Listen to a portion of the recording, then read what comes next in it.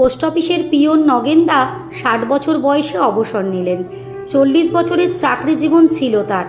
শেষ দিন সবাই তাকে মালা পরালো, উপহার দিল, কিন্তু নগেনদা শুধু একটা পুরনো লাল রঙের জং ধরা চিঠির বাক্স চেয়ে নিয়ে এলেন। বললেন, এটা আমার। বাড়ি ফিরে বাক্সটা খুলতেই দেখা গেল ভিতরে শখানেক খোলা চিঠি। কোনটা 1980 সালের, কোনোটা 2005 সালের।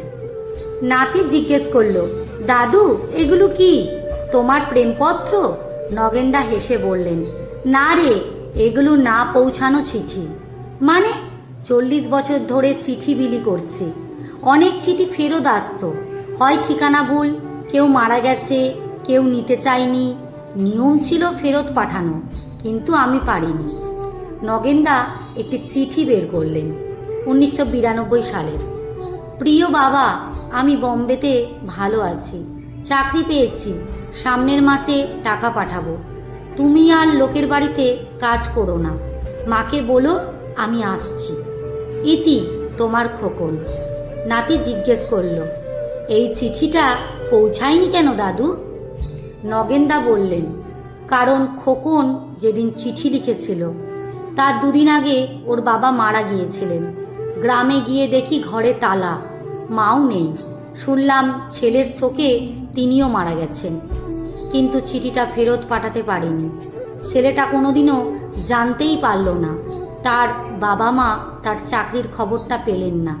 তাই চিঠিটা রেখে দিলাম, ভাবলাম অন্তত আমার কাছে থাক, কারোর তো পড়া উচিত।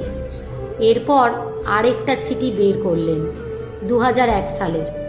মালতী, তোকে না বলে বিয়ে করছি, ক্ষমা করিস। বাবা জোর করেছিল, তুই ভালো থাকিস।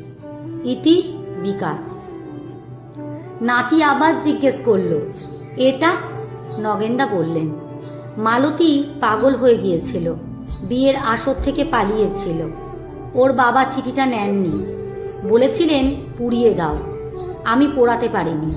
ভাবলাম একদিন মালতী সুস্থ হলে যদি জানতে চায় বিকাশ কি লিখেছিল। নাতি অবাক হয়ে বলল, দাদু, তোমার তো চাকরির নিয়ম ভেঙেছ। নগেনদা মাথা নেড়ে বললেন, নিয়ম বলেছে ফেরত দাও, কিন্তু মন বলতো এই চিঠিগুলোই তো কোনো দোষ নেই, এরা তো শুধু কথা, আর কথা কখনো মরে না। 1 মাস পরে নগেনদা খবরের কাগজে একটি বিজ্ঞাপন দিলেন, আপনার নামের কোনো চিঠি গত 40 বছরে না পৌঁছালে যোগাযোগ করুন। ঠিকানা নগেন পোস্টম্যানের বাড়ি। কয়েকদিন পর 70 বছরের এক বৃদ্ধ এলেন। আমার নাম খোকন, 1992 সালে বাবাকে একটা চিঠি পাঠিয়েছিলাম, পৌঁছায়নি। নগেনদা চিঠিটি তার হাতে তুলে দিলেন। খোকন পড়ে হাউহাউ করে কেঁদে উঠলেন। বাবা মা জানতেই পারলেন না আমি চাকরি পেয়েছিলাম। আমি এতদিন ভাবতাম ওনারা হয়তো আমার ওপর রাগ করেছিলেন। এরপর 55 বছরের এক মহিলা এলেন, আমি মালতী। নগেনদা চিঠিটা দিলেন। মালতী পড়ে স্তব্ধ হয়ে গেলেন।